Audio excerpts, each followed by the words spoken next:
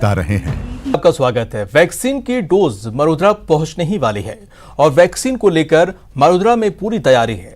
राजस्थान पहुंचने के साथ ही वैक्सीन की सुरक्षा के लिए सीनियर अधिकारियों को लगाया गया है। वैक्सीन के लिए Z+ सुरक्षा की गई है। इंतजार की घड़ियां खत्म। कोरोना वैक्सीन को लेकर शुभ सूचना। वैक्सीन वितरण की मंगलमय शुरुआत। बस मरोदरा पहुंच ही गई वैक्सीन। Z+ सुरक्षा में वैक्सीन। 16 जनवरी दिन तय है कोरोना के खिलाफ फाइनल वॉर का। वैक्सीन भी तैयार है, बस मरोदरा पहुंचने ही वाली है। लेकिन उससे पहले वैक्सीन को Z+ सुरक्षा मिली है, यानी वैक्सीनेशन अभियान का आगाज सुरक्षा के चाक चौबंद इंतजाम के साथ होंगे।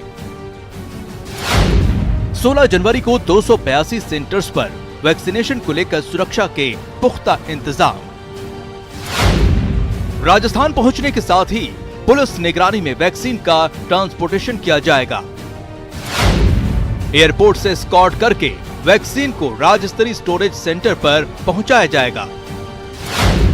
एस्कॉर्ट के दौरान एक सीनियर RAS अधिकारी और CMHO को भी मौजूद रहना होगा।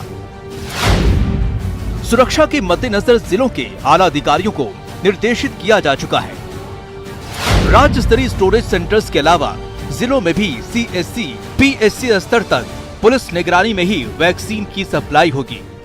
हमारे CMHO जिस भी स्टेट वैक्सीन स्टोर की साइट के लिए जिस भी सिटी में आएगी, तो CMHO और सीनियर RAS ऑफिसर पुलिस की व्यवस्था के साथ वहाँ से वैक्सीन लेके स्टेट वैक्सीन स्टोर तक पहुँचाएंगे।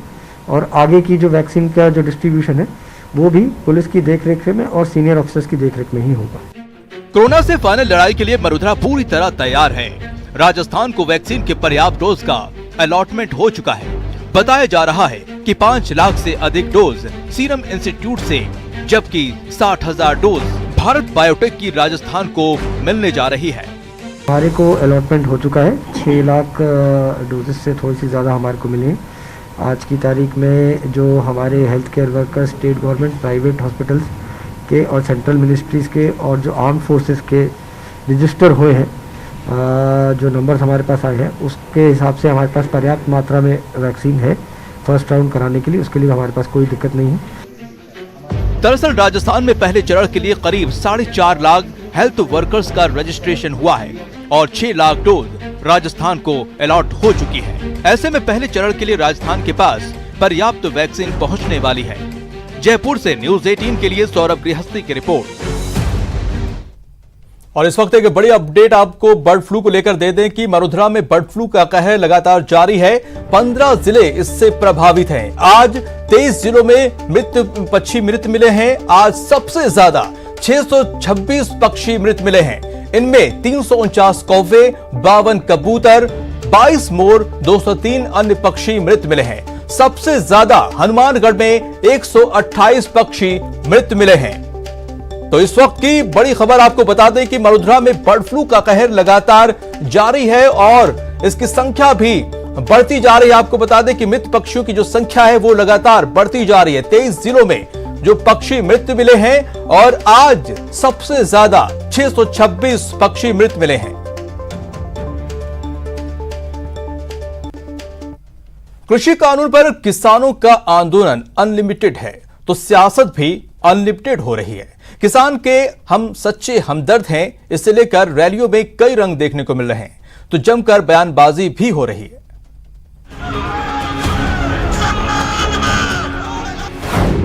कोई ऊंट पर सवार, कोई ट्रैक्टर पर सवार,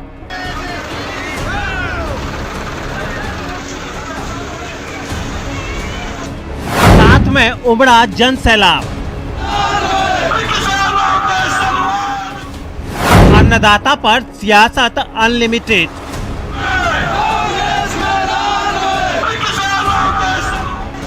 हमारे किसान हम ही हितैषी, हकीकत में हमदर्द कौन। किसानों के साथ आज हम ये ट्रैक्टर रैली निकालकर ये मांग कर रहे हैं, संदेश दे रहे हैं कि भारत सरकार इन काले कानूनों को वापस ले। किसानों की मेहनत इस देश की तरक्की में लगी हुई है और हम किसानों की मेहनत को जाया नहीं होने देंगे। हम उनके साथ कंधे से कंधा मिला के खड़े हैं। किसान की आय 2022 तक दुगनी करने के लिए ये 3 बिल लेकर आए और विशुद्ध रूप से अन्नदाता को समर्पित ये बिल है। तो सबसे बड़ा सवाल यही, आखिर किसके किसान और कौन सच्चा साथी? 1 महीने से ज्यादा समय से अन्नदाता कृषि कानून को लेकर आंदोलन कर रहे हैं। वार्ता पर वार्ता हो रही है, लेकिन ठोस बात अभी तक नहीं बन पाई। हाँ, कुछ हुआ है तो ये जो दिखाई दे रहा है, अन्नदाता पर सियासत अनलिमिटेड। हाथ में हल, कभी ऊंट पर सवार, कभी साइकिल पर सवार, तो कभी पैदल ही मार्च। देशभक्ति के गाने, साथ में जन सैलाब।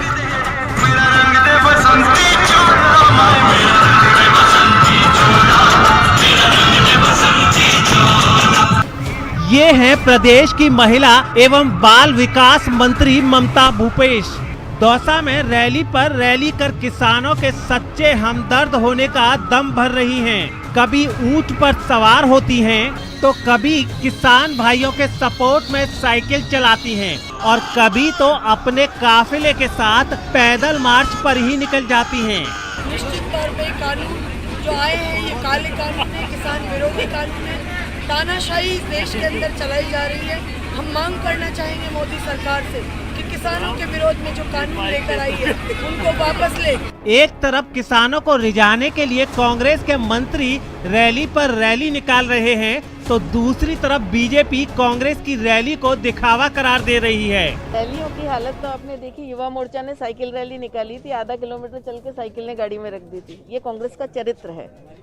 कांग्रेस हमेशा अपने घोषणा पत्र में इन सारी चीज़ों की चर्चा करती रही है, लेकिन नीति और नियत उनकी सही नहीं होने के कारण और तुष्टीकरण की राजनीति करने के कारण हालत ये हो गई कि किसान वार्षिक 77,000 कमाता है और 1,04,000 उस पर कर्जा है।